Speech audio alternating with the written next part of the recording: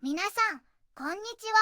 ずんだもんです。今日はね、ヒマラヤの神秘の国、ネパールについてお届けするのだ。実は、ネパールの時間、世界でも珍しい15分刻みで設定されてるって知ってたのだ。だから日本との時差も3時間じゃなくて3時間15分。なんだか不思議な国なのだ。そんなネパールから、今日は3つのニュースをお届けするのだ。中でも特に注目なのが、1つ目のニュースなのだ。カリガンダキ川での違法採掘という記事なのだ。モンスーン期なのに重機を使った違法採掘が横行してるっていう、とっても気になるニュースなのだ。一緒に見ていくのだ。皆さん、今回はヒマラヤの山々がそびえる国、ネパールをご紹介するのだ。インドと中国に挟まれた内陸国で、世界最高峰エベレストの麓に位置するのだ。首都は活気あふれるカトマンズなのだ。長らく王国として栄え、2008年に連邦民主共和制へと移行したのだ。多様な民族が共存し、それぞれの文化を大切にしているのだ。人口はおよそ3000万人。主要産業は農業で、雄大な自然を生かした観光業も国の発展に欠かせないのだ。エベレストや釈迦生誕のチルンビニなど、世界遺産も数多く、トレッキングも大人気なのだ。仏教とヒンドゥー教が深く融合した独自の精神文化が息づいているのだ。近年は2015年の大地震からの復興を着実に進め、持続可能な観光と環境保全にも力を入れているのだ。心温まる出会いが待つ魅力いっぱいの国、それがネパールなのだ。一つ目のニュースなのだ。カリガンダキ川での違法採掘という記事なのだ。カリガンダキ川でモンスーン期なのに重機を使って砂や砂利の違法採掘が続いているのだ。全国的に禁止されているのに、夜中にこっそり行われているのはとっても困るのだ。クシュマ市やジャルジャラ村などあちこちで勝手に掘られているのだ。地元の人たちは警察も地方政府もまるで見て見ぬふりなのだ。ひょっとしたらお金をもらって黙っているのかもしれないのだって怒っているのだ。串間市の行政担当者はこの違法採掘を認めているのだ。警察に何度も取り締まりをお願いしているけど、市には警察がないからネパール警察に頼るしかないのだって言っているのだ。実は前は最高裁が採掘を止める命令を出していたのだ。でも2023年にその命令が解除されて合法的な採掘はできるようになったのだ。でも今はモンスーン期だから重機を使うのはダメなのだ。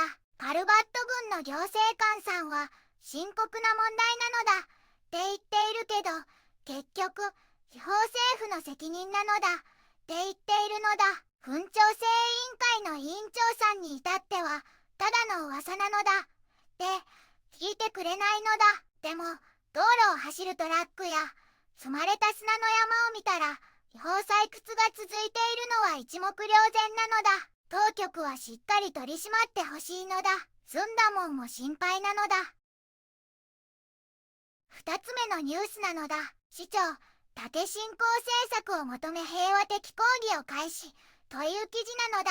ネパールのディクテル市長ティルタ・ラージ・バッタライ氏は竹の市長と呼ばれるほど竹産業に熱心なのだ。彼は政府に竹の利用促進政策を求めてきたけど、無策なため首都カトマンズで平和的な抗議サティアグラハを始めたのだ。竹製品を携え訴えているのだ。市長は地元産の竹が雇用創出と汚職防止につながると強調しているのだ。政府に竹を建築や家具に使う政策を要求しているのだ。もし要求が通らないなら無期限のハンガーストライキも辞さないと警告しているのだ。自身のオフィスも竹製家具で統一し模範を示しているのだ。竹資源を活用し地域経済を豊かにしたいと願っているのだ。3つ目のニュースなのだ。バンダリ氏の UML における立場は一部の人が言うほど弱くないという記事なのだ。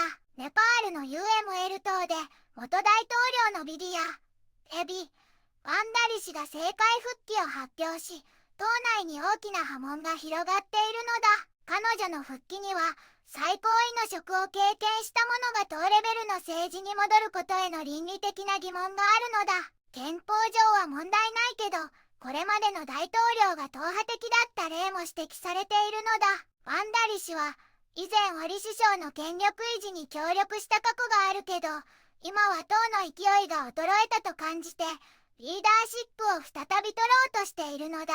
党内での彼女の支持は、外から見られているほど弱くないらしいのだ。オリ首相の圧力で、表立って支持しない幹部もいるけど、彼女の清廉性は広く認められているのだ。党はオリ首相の3期目を可能にするため、年齢制限や任期制限を撤廃したのだ。でも、ワンダリ氏もオリ首相も、党の分裂は望んでいないのだ。過去の分裂は良い結果を生んでないからなのだ。もしオリ首相が助言役に回り、ワンダリ氏が党を率いる形になれば、党の民主化が進むかもしれないと言われているのだ。ただ、ワンダリ氏はまだ具体的な政治ビジョンを示していないのだ。それでも、地方の党員たちは彼女のリーダーシップを期待しているのだ。党の規約大会や総会で、ワンダリ氏を支持する強い声が上がれば、党の方針が変わる可能性もあるのだ。彼女の復帰は、UML 党にとって大きな転換点になるかもしれないのだ。ネパールは美しい自然と多様な文化が魅力的なのだ。でも、環境問題や地方の課題、政治の動きなど、様々な側面があるのだ。違法採掘は残念だけど、竹野市長さんのように国を良くしようと頑張る人もいるのだ。これからもネパールの未来に注目して、応援していくのだ。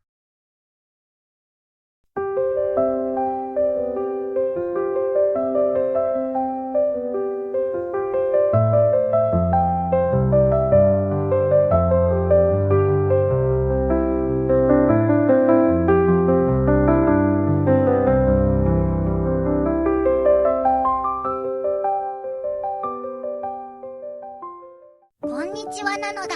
この番組では世界のあまり知られていない国や地域からちょっと不思議でちょっと感動するニュースをお届けするのだ。日本ではあまり話題にならないけど、世界には僕たちが知らないままの出来事や優しさや驚きに満ちた物語がたくさんあるのだよ。テレビでもネットでもあまり見かけない。けれど本当はもっと伝えられるべき小さな世界の声。そんな声を僕と一緒に見つけに行くのだ。さあ、一緒に知られざる世界の旅を始めるのだ。